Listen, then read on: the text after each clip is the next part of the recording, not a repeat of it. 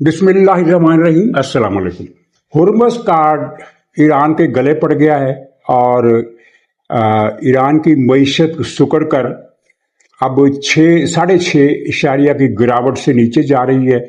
जबकि एक और पहलू जिसका कोई जिक्र नहीं करता लेकिन इस पर आपको बेतहाशा मवाद मिल जाएगा, वो ये है कि मनशियात की तिजारत की कमर भी टूट गई है, जिसकी वजह से ईरान की जो आमदनी थी, आमदनी का तेल का बुनियादी हिस्सा था। तेल के बाद ईरान की सबसे ज़्यादा आमदनी नारकोटिक्स की तिजारत और बल्कि मनशियात साजी, इसकी वजह से बहुत आमदनी थी। और ईरान ने मनशियात का जाल जो बिछाया हुआ था वो सारे अरब ममालिक, शुमाली अफ्रीका, जनूबी अमेरिका और मशरक़ बईद यानी फार ईस्ट, इंडोनेशिया, मलेशिया वगैरह ममालिक तक फैला हुआ था। अब इसकी कमर भी तकरीबन टूट गई है और आमदनी का ये जरिया भी ईरान से दूर हो गया। ईरान ने कहा है कि इराक उसकी पुश्त में छुरा घोंप रहा है और हौसियों के क्या सूरत हाल है। ये सारे मौज़ूआत हम बात करेंगे, लेकिन शुरू में कुछ अज़हार ख्याल में इस बात पर करना चाहूँगा कि रावलपिंडी में जो पीटीआई का एक कारकुन मारा गया है फायरिंग के नतीजे में, जिस पर यह इल्ज़ाम है कि उसने पुलिस पार्टी पर हमला किया, मोहम्मद हुसैन उसका नाम था। तो उस बारे में हुकूमती वज़रा ये एक बयानिया बना रहे हैं कि ये पीटीआई की क़यादत के हुक्म पर ऐसा हुआ था, इस तरह का तअस्सुर दिया जा रहा है। मेरा ख्याल है ये गलत है, इसलिए कि क़यादत ने अगर कोई हुक्म दिया होता तो किसी बड़े एक्शन के लिए हुक्म दिया होता, ना कि यानी एक सड़क पर जाकर खड़ी हुई पुलिस पार्टी पर फायरिंग करके, वो भी पिस्तौल से, जिससे ज़्यादा से ज़्यादा 1 या 2 पुलिस वाले मारे जा सकते हैं। ये उसका इनफरादी फेल था और कहा जाता है कि उसका दिमागी तवाज़ुन ठीक नहीं था। दिमागी तवाज़ुन ठीक था या नहीं था, ये एक कारकुन की अपनी सोच, अपनी जज्बाती गलती का नतीजा हो सकता है ये वाकया। इसका पार्टी की प्लानिंग से ताल्लुक नहीं है। पार्टी ने बड़ी बड़ी खतरनाक प्लानिंग्स की हुई हैं, लेकिन ये वाकया उसमें फिट नहीं बैठता। और इसमें कोई शक नहीं कि इस कारकुन की ज़हनी तरबियत का जिम्मेदार इमरान खान है, जिसने अपने हर जलसे में, अपनी हर तकरीर में अपने वर्करों को अपने ट्विटर हैंडल पर, वो जो गिरफ्तारी से पहले इसका ऑपरेटिव था, तो उसके ज़रिए इसने अपने वर्करों को हमेशा तशद्दुद की तालीम दी। हमेशा हर तकरीर में इसने तशद्दुद पर उभारा, नफ़रत पर उभारा। और आपने वो तकरीर भी सुनी होगी जिसमें इसने कहा है कि कारकुन कीलों वाले, कांटों वाले हथौड़े तैयार करें, कांटों वाले डंडे तैयार करें और पुलिस वालों का सर फाड़ दें, और फिर लोगों ने सर फाड़े भी। तो इस लिहाज से तो वफाकी वज़रा का ये मौक़िफ़ दुरुस्त है कि तशद्दुद के इस इनफरादी वाक़े की जिम्मेदार पीटीआई क़यादत है, बल्कि इमरान खान है। लेकिन ये कहना कि ये किसी मनसूबाबंदी के ज़रिए आया, मनसूबाबंदी के तहत आया था, ये मुझे सही नहीं लगता। मनसूबाबंदी के तहत इस तरह का कारकुन नहीं आ सकता जिस तरह की ज़हनी हालत इस आदमी की थी। तो खैर, हम ईरान पर आते हैं। ईरान में ये बहस फिर शुरू हो गई है। पदशकियान, कालीबाफ, अराक्सी और उनके जो हम ख्याल लोग हैं, यानी इसमें रहबर कौंसिल में भी, वो ये कह रहे हैं कि जंग जितनी लंबी होगी, ईरान के पास मईशत को बहाल करने के मौके उतने ही कम होते जाएंगे और हमारी मईशत ज़्यादा देर इस बात को सहार नहीं सकती। जबकि जो दूसरा ग्रुप है वो ये कह रहा है कि नहीं, हुर्मुज़ कार्ड इस्तेमाल करके हम अपनी मुज़ाहमत को कामयाब बना सकते हैं। ये बहस जारी है, इस बहस में जाने की ज़रूरत नहीं। लेकिन जो नुक्ते की बात है, जो ईरानी क़यादत के दोनों धड़ों को पता है, लेकिन एक धड़ा उसे मानने के लिए तैयार नहीं है, वो ये है कि हुर्मुज़ का जो कार्ड ईरान ने इस्तेमाल किया, और वो बजा तौर पर ये समझता है, ठीक समझता है कि ये हुर्मुज़ का एक ऐसा कार्ड है जिसे वो मुखालिफ फरीक के ख़िलाफ़ इस्तेमाल कर सकता है। लेकिन जो हकीकत जिसका वो एतराफ़ नहीं कर रहे, वो ये है कि हुर्मुज़ का कार्ड जितना ख़तरनाक ईरान के मुखालफों के लिए है, उतना ही उससे ज़्यादा ख़तरनाक ये ईरान के लिए है। अब देखिए हुर्मुज़ कार्ड क्या है। हुर्मुज़ कार्ड ये है कि ईरान ने इसमें जहाज़ों की आमदोरफ्त पर पाबंदी लगा दी है, जो ایران کے بتائے ہوئے راستے پر نہیں چلیں گے، ایران کو ٹیکس نہیں دیں گے، جس کی وجہ سے تیل کی برآمدات متاثر ہو رہی ہیں۔ ہرمز کے ذریعے کتنا تیل جاتا ہے عالمی منڈی کی ٹوٹل ضروریات کا 20% تھا یہ جنگ سے پہلے، لیکن جنگ کے بعد سعودی عرب تو سارے کا سارا تیل نکال کر ویسٹ کی طرف لے گیا۔ تو اب یہ جو مالیت ہے، اسی طرح امارات نے بھی تیل کا ایک حصہ، ابھی پتہ نہیں ہے کتنا حصہ، 25% ہے یا 30% ہے، اس سے زیادہ شاید نہیں ہے، وہ اس نے عجمان کے ذریعے یعنی عمان کا جو ایک سرا ہے جس پر ہرمز واقع ہے اس کو بائی پاس کر کے زمینی راستے سے عجمان پہنچایا ہے اور وہاں سے وہ برآمد کر رہا ہے۔ تو صحیح اندازہ اگر نہ بھی لگ سکے تب بھی یہ کہا جا سکتا ہے کہ اب 20% نہیں بلکہ 14 یا 15% تیل ہرمز کے ذریعے عالمی ضروریات کا 15% تیل ہرمز کے ذریعے جاتا ہے، 20% نہیں۔ تو ایران نے کتنا نقصان پہنچایا؟ عالمی معیشت کی طلب کے 15% حصے کو نقصان پہنچایا۔ لیکن امریکہ نے جو ہرمز کارڈ کا جواب دیا بلاکیڈ لگا کر، جو ابھی تک لگا ہوا ہے، اس کے نتیجے میں ایران کی تیل کی برآمدات تقریباً 100% رک گئی، یعنی کہاں 15% اور کہاں 100%۔ ایران کو تو زیادہ نقصان ہوا، اور یہ اگر ملکوں کی بات کی جائے تو یہ 15% تیل جو ہے یہ کئی ملکوں میں تقسیم ہو جاتا ہے، اس کا کوٹا، یعنی کویت، قطر، بحرین اور عراق، بلکہ خود ایران بھی اس میں شامل ہے۔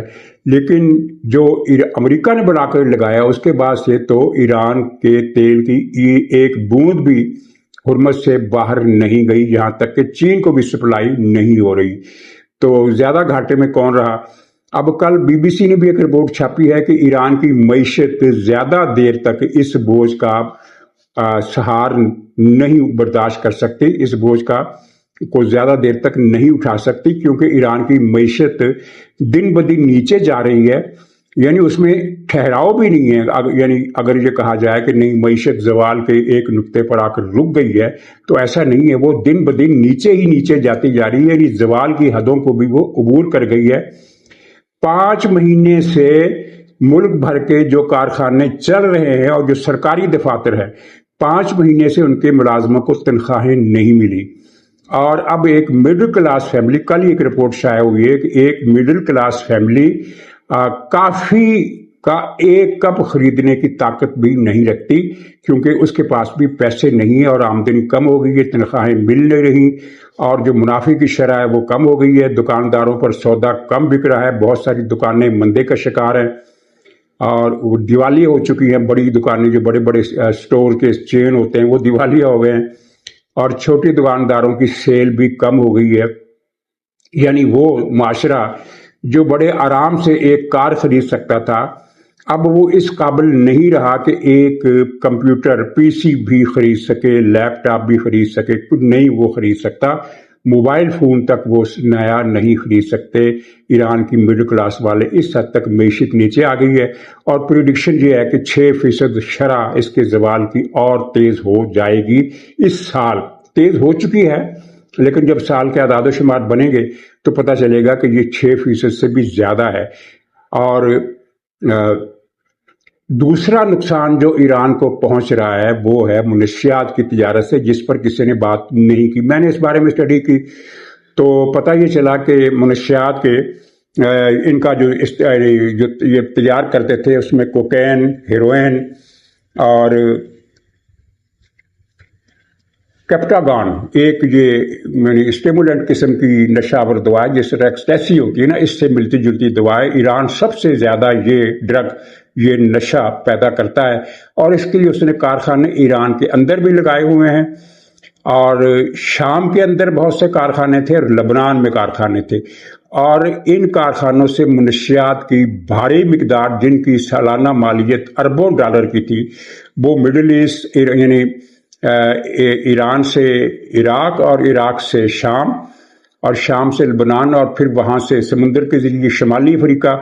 دوسرا روٹ تھا ان کا عراق سے اردن، شام سے اردن، یعنی عراق اور شام دونوں سے بیک وقت اردن، ادھر سے لبنان سے بھی اردن، اور اردن کے رستے پھر یہ عقبہ والی گھاٹی کو عبور کر کے مصر اور پورے شمالی افریقہ، پھر جنوبی افریقہ سے بھی ان کا وہاں تجار منشیات جنوبی افریقہ ایران یہ پہنچاتا تھا، جبکہ جنوبی امریکہ خود منشیات کا گڑھ ہے، خاص طور پر جو سینٹرل امریکہ جسے کہتے ہیں، جس میں کوسٹا ریکا، ہونڈوراس اور پناما اور اس طرح کی 4-5 ریاست بلائز ہے، اور 3-4 ریاستیں اور بھی ہیں، اور پھر جنوب میں جو جنوبی امریکہ ہے، کولمبیا ہو گیا خاص طور پر، یہاں منشیات کی بہت تجارت اور بزنس، ڈرگ لارڈ یہاں کی ڈرگ اپنے ان کی آپس کی جنگیں بہت مشہور ہیں۔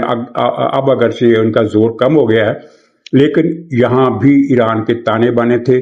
شمالی افریقہ، مڈل ایسٹ، جنوبی امریکہ اور فار ایسٹ، خاص طور پر یہ جو تھائی لینڈ اور ملائیشیا اور انڈونیشیا، ان ممالک میں، پھر فلپائن بھی، یہاں تک ایران منشیات سپلائی کرتا تھا۔ اور سب سے زیادہ، جیسے کہ میں نے بتایا کہ کیپٹاگون، پھر باقی دوسری منشیات، کوکین، ہیروئن اور حشیش کی پیداوار سب سے آسان ہے کیونکہ اس کو زیادہ پروسیس نہیں کرنا پڑتا، تو حشیش کا خشک پاؤڈر یہ بھی ایران برآمد کرتا تھا اپنے اس نیٹ ورک کے ذریعے جو انلیگل تھا، جس پر امریکہ نے کئی مواقع پر ضربے بھی لگائی، اس کو نقصان پہنچایا۔ لیکن اس کا اصل نقصان تب ہوا جب 2 سال پہلے شام آزاد ہوا۔ شام کے آزاد ہونے سے ایران کا وہ روٹ جو عراق سے شام ہو کر بحیرہ روم جاتا تھا یا اردن جاتا تھا، وہ تو بالکل ہی ختم ہو گیا، 100% ختم ہو گیا۔ لیکن لبنان کا روٹ عراق کے ذریعے اردن، یہ بحال رہا۔ اب اس پر بھی رکاوٹیں آ گئی۔ حزب اللہ کی جو 70% آمدنی تھی وہ نارکوٹکس کی تھی، اور اس سے وہ محروم ہو گئی، اور آپ نے دیکھا کہ حزب اللہ دن بدن غیر مؤثر ہوتی جا رہی ہے۔ اس کی 3 دن پہلے ایک اور بہت بڑی سرنگ پکڑی گئی ہے، جو پچھلے مہینے پکڑی جانے والی سرنگ سے اگرچہ چھوٹی ہے، لیکن اپنی جگہ وہ بہت بڑی سرنگ تھی۔ اس میں بھی بے تحاشا اسلحہ تھا، ڈرون تجارے تھے، میزائل تھے، راکٹ تھے، بم اور گولے اور کارتوس، یعنی مشین گنوں کے وہ جو کیا ان کو کہتے ہیں، میگزین، وہ بہت زیادہ چیزیں وہاں سے ضائع ہوئی ہیں ان کی ایک سرنگ کے ذریعے۔ تو آپ نے دیکھا ہوگا کہ اب تقریباً 1.5 مہینہ ہو گیا ہے اسرائیل جنوبی لبنان پر ہر روز بمباری کرتا ہے، یعنی شہری آبادیوں کو بھی نشانہ بناتا ہے، لیکن حزب اللہ کی طرف سے کوئی مؤثر جواب اسرائیل کے نہیں دیا جا رہا، بلکہ ایک قسم کی خاموشی ہے۔ اس کا مطلب یہ نہیں ہے کہ ان کے پاس ہتھیار بالکل ختم ہو گئے، اس کا مطلب یہ ہے کہ ان کے پاس ہتھیار کم پڑ گئے ہیں، اور ان کے اڈے بھی کم پڑ گئے ہیں، اور ان کو افرادی قوت کا بھی بہت بڑا نقصان پہنچا ہے۔ اگر حزب اللہ کے ممبر فرض کیجئے 1 لاکھ ہوں، تو اس کا مطلب یہ نہیں ہے کہ وہ 1 لاکھ کے 1 لاکھ ہی ملیٹنٹ ہیں، جنگجو ہے، ٹرینڈ ہے۔ ان میں ٹرینڈ جو جنگ لڑ سکتے ہیں ان کی گنتی 5-6 ہزار سے زیادہ کی نہیں بتائی جاتی، جو اس وقت باقی رہ گئی ہے۔ تو ایک 5-6 ہزار کی فورس جو ہے وہ پہلے کی طرح کاروائیاں نہیں کر سکتی، یہ تو کامن سینس کی بات ہے۔ اور حزب اللہ بہت کمزور ہوئی ہے، اور ایران کا ایک بڑا مورچہ یعنی کہ تباہ ہو گیا ہے تقریباً، اور حوثی وہ بھی کمزور پڑ گئے ہیں، ان کا بھی ذکر کرتا ہوں میں۔ لیکن ہاں، اس کے ساتھ ہی یہ جو ایران کے پاس کتنے میزائل ہیں، اس بات پر بھی ابھی تک دنیا کے انٹیلیجنس اداروں اور میڈیا پر بحث جاری ہے۔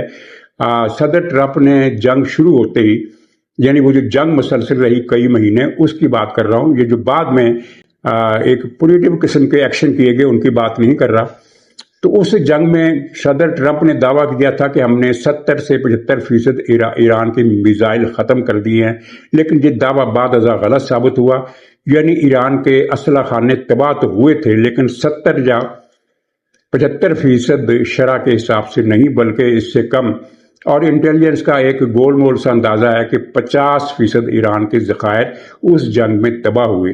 لیکن ایران کو جو زیادہ نقصان ہوا وہ آپ کو حیرت ہوگی کہ اس جنگ کے بعد جو پولیٹیو ایکشن کیے گئے نا، کہ بھئی ایران نے ایک ٹینکر پر حملہ کیا تو جواب میں امریکہ نے بمباری کر دی، اور پھر ایران نے امریکہ کے کسی اڈے پر حملہ کیا تو امریکہ نے بمباری کر دی۔ 2-3 لہریں ان حملوں کی ہوئیں، اور ان حملوں کا زیادہ تر 90% جو ہدف تھا وہ ایران کی ساحلی پٹی تھی۔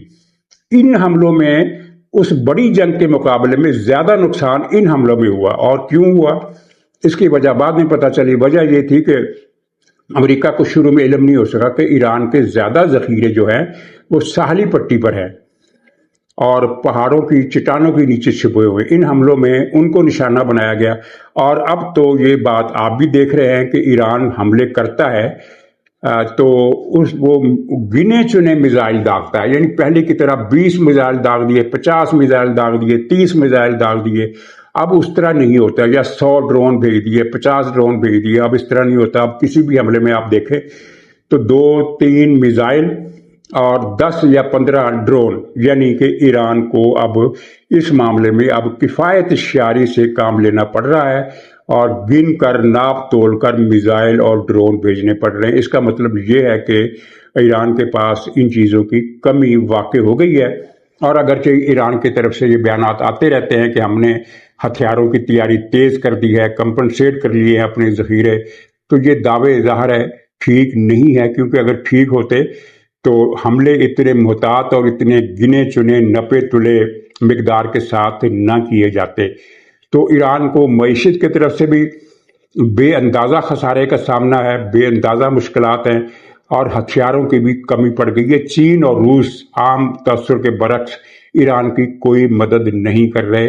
یہ ہمارے ہاں بہت سارے لوگ تجزیہ کار یہ اطلاع دینے میں کوئی جھجک محسوس نہیں کرتے کہ چین اور روس کی طرف سے کھیپیں آ رہی ہیں ایران کو. ایسا نہیں ہے، بہت محدود قسم کی مدد دی جا رہی ہے. کسی موقع پر کوئی انٹیلیجنس تعاون کر دیا اور میزائلوں کے پرزے بھیج دیے، روس کی طرف سے آ جاتے ہیں پرزے، لیکن اس طرح کی صورتحال نہیں ہے. اور یہی صورتحال حوثیوں کی ہے. حوثیوں کا ذکر کرنے سے پہلے کل میں نے اپنے ولاگ میں بتایا تھا کہ ایران کا جو القدس فورس ہے اس کا صدر سربراہ جنرل قاانی بغداد پہنچا ہے دھمکیاں دینے کے لیے کہ ایران نواز ملیشیاؤں کے خلاف ایکشن نہ کیا جائے. تو کل اس نے ملاقاتیں کی ہیں عراق کے سبھی لیڈروں سے، اور ان کو کہا ہے، یعنی ریکویسٹ کے انداز میں دھمکی دی ہے. یہ پہلی دھمکی ہے جو ریکویسٹ کے انداز میں دی گئی ہے.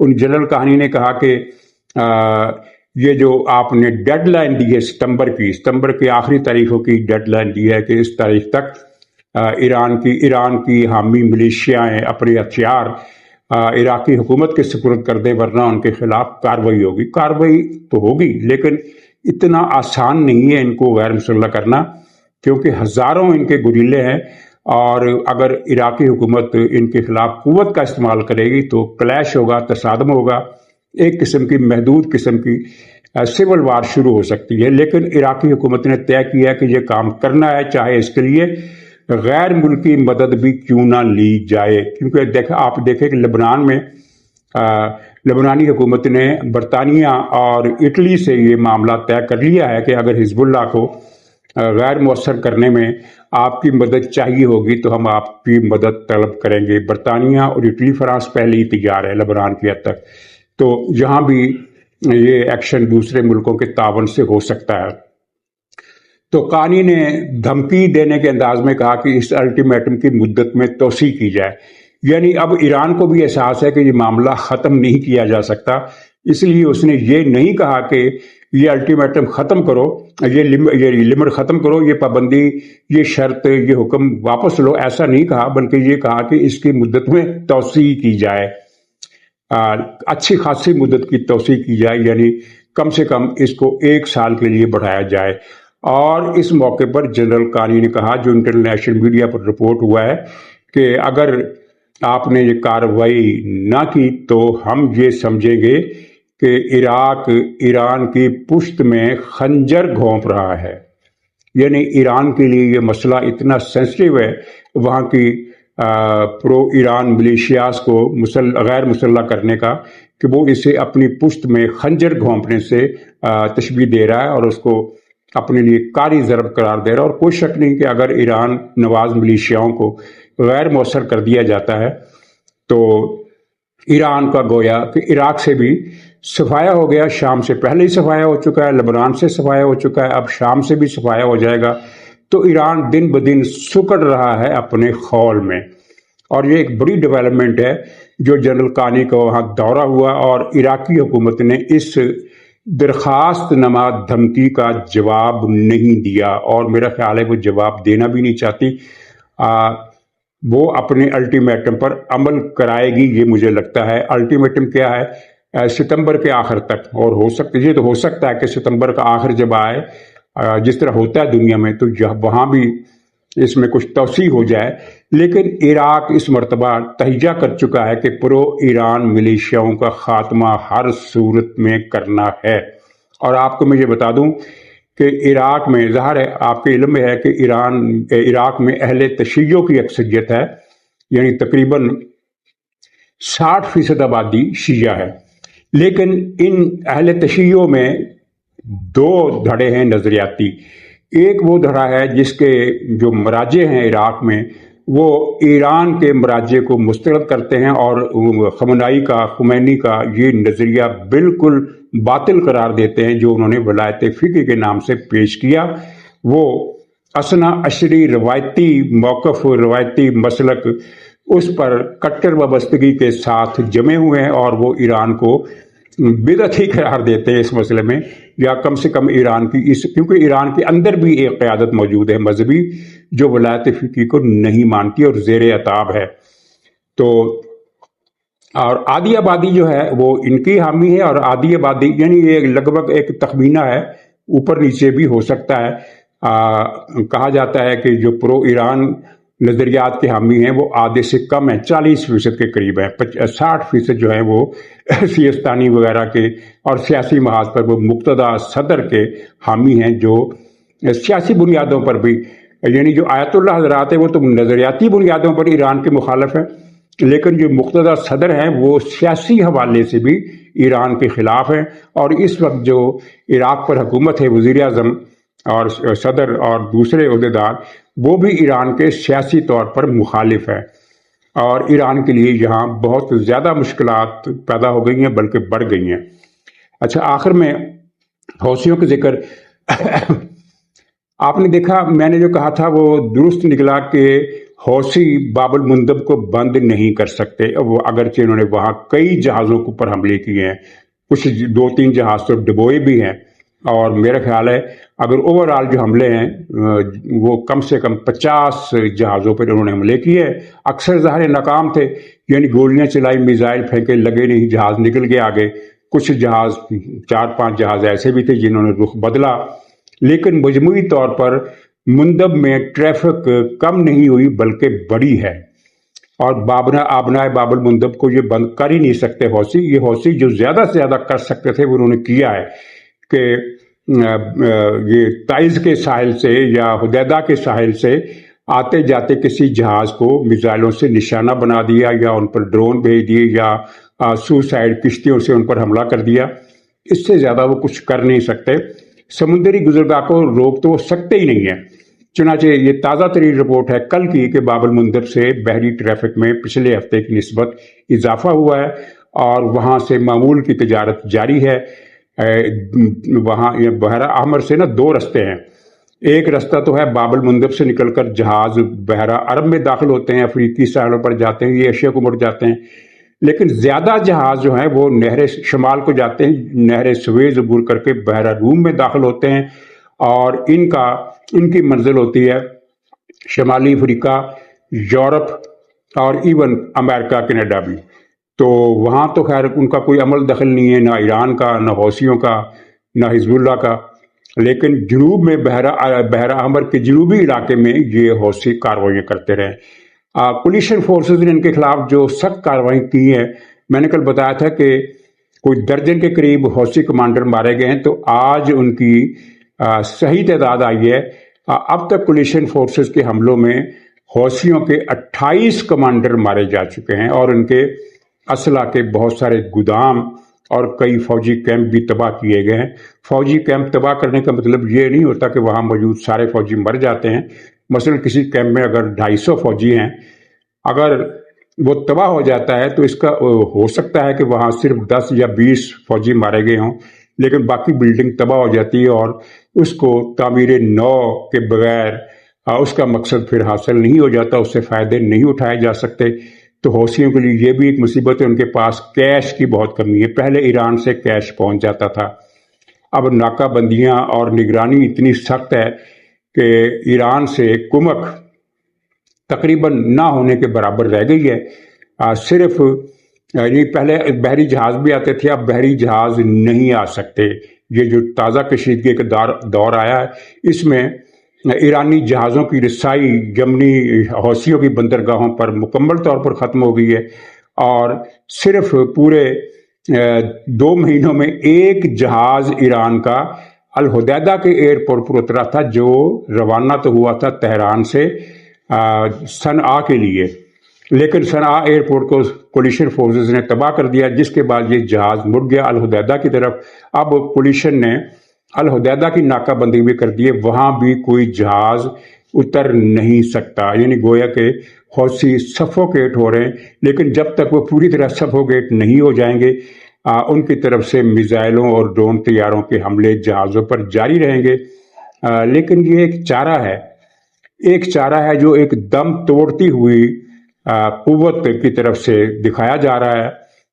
ایران اب دن بدن سکڑ رہا ہے، مالی طور پر سکڑ رہا ہے، معاشی طور پر سکڑ رہا ہے، دفاعی اور اسٹریٹجک نقشے پر سکڑ رہا ہے، اور ہر لحاظ سے ایران کے زوال کا سفر ہے۔ لیکن جب تک یہ سفر طے نہیں ہو جاتا، دنیا ایک ضمنی مصیبت میں پھنسی رہے گی، جس طرح کے ابھی تک پھنسی ہوئی ہے۔